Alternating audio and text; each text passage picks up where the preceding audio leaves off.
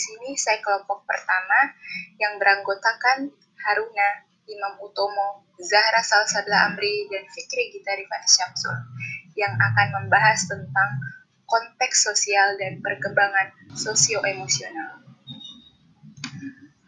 Baik, langsung saja. Yang pertama ada teori ekologi Bronfenbrenner. Teori sistem ekologi adalah teori yang dikembangkan oleh Uri Bronfenbrenner yang fokus utamanya adalah pada konteks sosial, di mana anak tinggal dan orang-orang yang mempengaruhi perkembangan anak.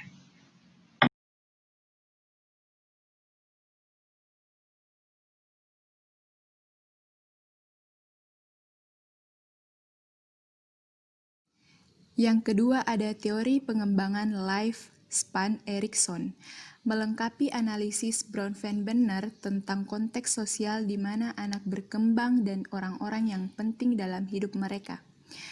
Teori Erik Erikson dari tahun 1902 sampai 1994 menyajikan pandangan perkembangan kehidupan masyarakat secara bertahap. Mari kita ambil perjalanan melalui pandangan Erikson tentang rentang hidup manusia.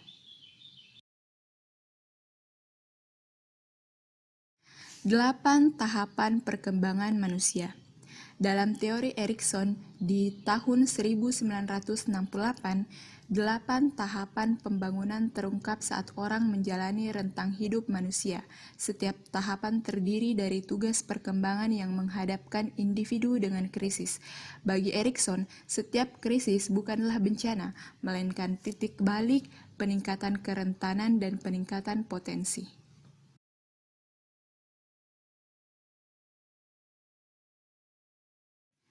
Integritas versus keputusasaan masa dewasa akhir, 60-an, dan seterusnya. Generativitas melawan stagnasi usia dewasa pertengahan di 40-an sampai 50-an. Keintiman melawan isolasi awal masa dewasa di 20-an sampai 30-an. Identitas melawan identitas kebingungan di masa remaja 10 sampai 20 tahun. Industri melawan inferioritas tengah dan akhir masa kecil, sekolah dasar 6 tahun sampai masa pubertas. Prakarsa versus rasa bersalah di anak usia dini tahun prasekolah 3 sampai 5 tahun. Otonomi versus rasa malu dan keraguan di masa bayi 1 sampai 3 tahun. Kepercayaan versus ketidakpercayaan di masa bayi tahun pertama. Selanjutnya, mengevaluasi teori Erikson. Teori Erikson menangkap beberapa kunci kehidupan. Tugas-tugas sosio-emosional dan menempatkannya dalam kerangka kerja pengembangan Adams 2008. Konsep identitasnya sangat membantu dalam memahami remaja dan mahasiswa yang lebih tua. Teorinya secara keseluruhan adalah kekuatan kritis dalam menempa kami pandangan saat ini tentang perkembangan manusia sebagai seumur hidup daripada hanya dibatasi untuk masa kanakan.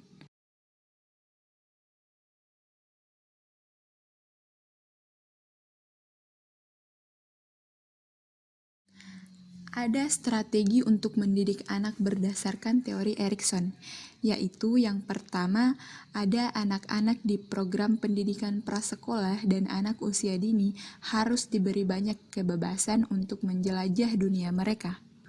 Yang kedua, mereka harus diizinkan untuk memilih paling banyak dari kegiatan yang mereka lakukan. Jika mereka meminta melakukan aktivitas tertentu wajar, permintaan harus dihormati. Dan yang terakhir, anak-anak pada tahap ini suka bermain. Ini tidak hanya menguntungkan perkembangan sosial emosional mereka, tetapi juga merupakan media penting untuk kognitif pertumbuhan mereka. Berikan materi menarik yang akan merangsang imajinasi mereka.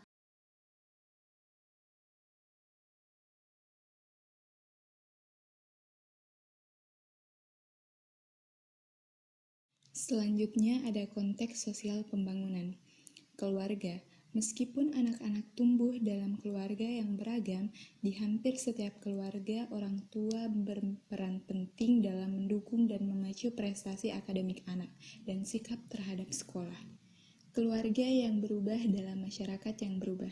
Semakin banyak anak yang dibesarkan dalam keluarga cerai, keluarga orang tua tiri, dan keluarga di mana kedua orang tuanya bekerja di luar rumah.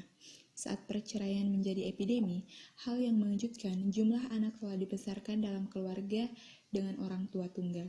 Anak-anak dalam keluarga yang bercerai. Anak-anak dari cerai keluarga menunjukkan penyesuaian yang lebih buruk daripada rekan mereka di keluarga tanpa perceraian.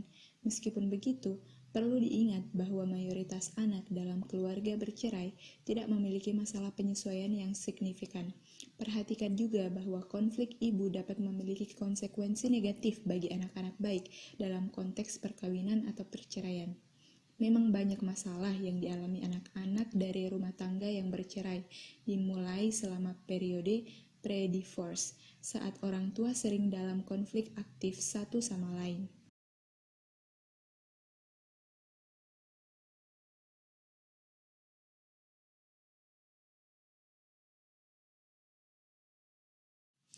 Hubungan sekolah dan keluarga. Meskipun orang tua biasanya menghabiskan lebih sedikit waktu dengan anak-anak mereka, anak-anak sekolah dasar dan menengah, mereka masih memiliki pengaruh kuat pada perkembangan anak-anaknya. Persahabatan. Persahabatan memengaruhi sikap anak terhadap sekolah dan caranya sukses mereka di kelas. Pentingnya persahabatan digarisbawahi dalam studi longitudinal 2. Siswa kelas 6 yang tidak memiliki teman bertuangan dalam perilaku yang kurang prososial atau kerjasama, berbagi, dan membantu orang lain memiliki nilai lebih rendah dan kita lebih sering tertekan atau depresi kemurungan pada pewaris rekan kerja dengan satu atau lebih teman. Selanjutnya ada perkembangan sosio-emosional. Menurut penulis drama Itali abad ke-20, Ugo Betti, ketika anak-anak berkata, "Aku," mereka berarti sesuatu yang unik, jangan disamakan dengan yang lain. Psikologi sering mengacu pada aku, itu sebagai diri. Dua aspek penting dari diri adalah harga diri dan identitas. Harga diri mengacu pada pandangan keseluruhan individu tentang dirinya sendiri. Harga diri juga disebut sebagai harga diri atau citra diri. Misalnya, seorang anak kecil dengan harga diri yang tinggi mungkin akan melihat bahwa dia bukan hanya orang tetapi orang yang baik. Bagi banyak siswa, periode harga diri rendah datang dan pergi. Tetapi bagi beberapa siswa, harga diri rendah yang terus-menerus diterjemahkan menjadi masalah lain yang lebih serius. Harga diri rendah yang terus-menerus dikaitkan dengan prestasi rendah, depresi, gangguan makan, dan kenakalan. Menurut Kaplan di tahun 2009.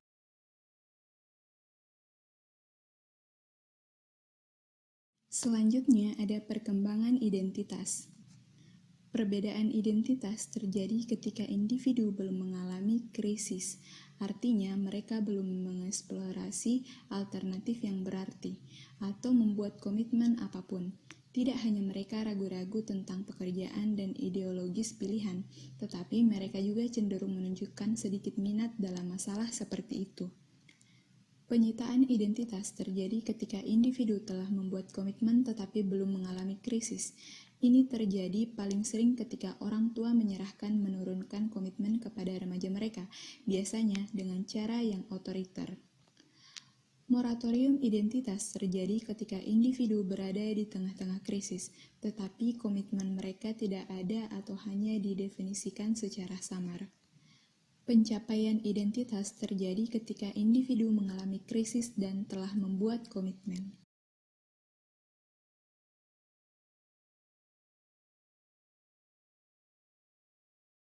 Identitas etnis. Identitas etnis seseorang merupakan aspek abadi dari diri itu termasuk rasa keanggotaan dalam suatu kelompok etnis, bersama dengan sikap dan perasaan terkait dengan keanggotaan itu. Konteks langsung di mana etnis minoritas kehidupan remaja juga mempengaruhi perkembangan identitas mereka. Di Amerika Serikat, banyak pemuda etnis minoritas hidup dalam kantong kemiskinan, terkena narkoba, geng, dan kejahatan, dan berinteraksi dengan pemuda dan orang dewasa yang memiliki putus sekolah atau menganggur.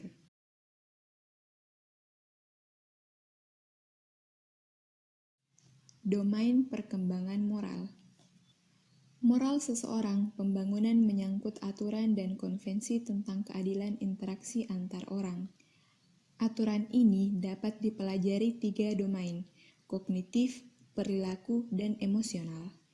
Dalam domain kognitif, masalah utamanya adalah bagaimana siswa bernalar atau pikirkan tentang aturan untuk perilaku etis. Dalam perilaku, domain fokusnya adalah pada bagaimana siswa benar-benar berperilaku daripada moralitas pemikiran mereka. Secara emosional, domain penekanannya adalah pada bagaimana siswa secara moral merasa. Misalnya, apakah mereka mengasosiasikan perasaan bersalah yang cukup kuat dengan tindakan tidak bermoral untuk menolak melakukan tindakan itu. Dan yang terakhir, perilaku prososial. Peduli terhadap kesejahteraan dan hak-hak orang lain.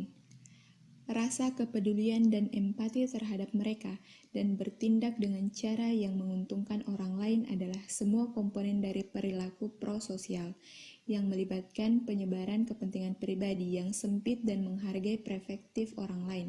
Bentuk paling murni dari perilaku prososial dimotivasi oleh altruisme, minat tidak mementingkan diri sendiri dalam membantu orang lain.